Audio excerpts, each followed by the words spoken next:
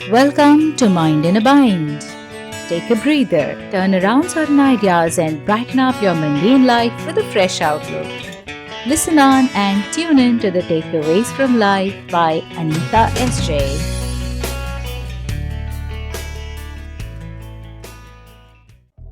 Thoughts Simplified.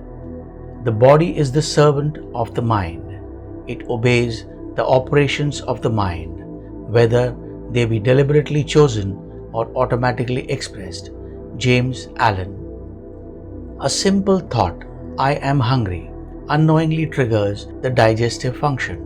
The salivary glands start manufacturing saliva at the sight of tasty food, sometimes even at the thought of it. Digestive juices are secreted. In short, your thought commands your body to be prepared for food. The severity of the thought also decides the quality of the process. As James Allen says, quote, "The body is a delicate and plastic instrument which responds readily to the thoughts by which it is impressed, and habits of thought will produce their own effects, good or bad, upon it." Unquote. Like the thought of hunger works its magic on this delicate plastic instrument, a thought of being emotionally hurt can bring tears in our eyes. The water that flows down your eyes was not stored inside. Your thought of hurt, followed with strong feelings of pain, shall we say, created the forceful outflow of water from your eyes. Stronger the thought, deeper will be the pain, resulting into painful lump in the throat and the flowing of tears. Your tear glands were instructed by you to let the salty water out. Thoughts that are thought over all the time in our mind are the causes of processes of such secretion all the time. This outcome is irreversible. Thus, the effect it has on your body is of a permanent nature.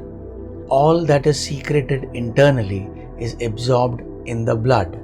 For the resulting good or bad effects of these secretions, the cause was your thought or your habit of thinking. As James Allen puts it, quote, "A particular train of thought persisted in, be it good or bad, cannot fail to produce its results on the character and circumstances. A man cannot directly choose his circumstances, but he can choose his thoughts, and so indirectly yet surely shape his circumstances." Unquote.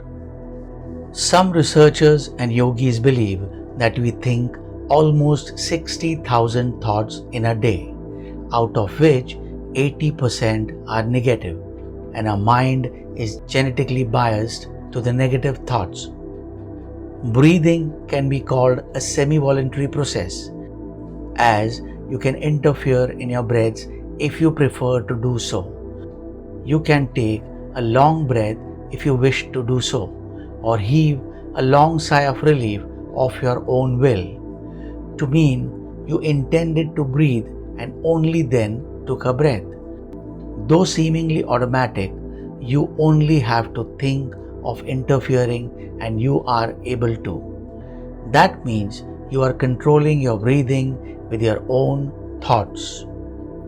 A simple cause or a thought triggers so many complex and complicated effects within you. Could it be then that thoughts and its characteristics are responsible for your coming into existence as regards to this body? Meaning, has your thought or a chain of thoughts got your body made? If you and your thoughts are controlling the working of your body, could it be that one of your own thought, that of experiencing this life, is responsible for your birth and thus so for death? Beautifully expressed by James Allen, quote, "As the plant springs from and could not be without the seed, so every act of a man springs from the hidden seeds of thought and could not have appeared without them. This applies equally to those acts called spontaneous and unpremeditated as to those which are deliberately executed. Unquote. Thoughts, intended or unintended, trigger feelings, and feelings create vibrations. They set something into motion that leads to actions corresponding to the thought. Right thoughts manifesting into right actions is the creative process, and wrong thoughts naturally manifesting into wrong actions is the destructive process. Again, as James Allen insists, quote, "Every man is where he is by the law of his being. The thoughts which he has built into his character have brought him there, and in the arrangement of his life there is no element of chance, but all is the result of a law which cannot err.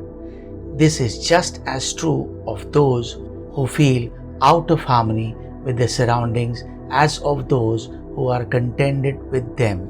Unquote. A painter cannot paint an image of a tiger if he is holding in his thoughts an image of a parrot. A potter cannot mold with his hands a shape that he cannot hold in his thoughts. Thoughts followed by feelings manifesting in actions is the only way we build our world. Similar thoughts, often repeated with ensuing feelings often felt, make an attitude, that being our nature. According to James Allen, quote, "A man is literally what he thinks, his character being the complete sum of all his thoughts." Unquote. Lack of knowledge about our existence leads to anxiety. The cause-effect relationship between thought and fate can teach us to carefully use this weapon to carve our future, to cause the effect that we call destiny. In James Allen's words, quote, "At the bidding of unlawful thoughts, the body sinks rapidly into disease and decay. At the command of glad and beautiful thoughts, it becomes clothed with youthfulness and beauty." Unquote. So, be ahead of your thoughts. Thank you for listening. Hope you enjoyed. I am happier today. Share the thoughts, subscribe so that you don't miss on our upcoming episodes.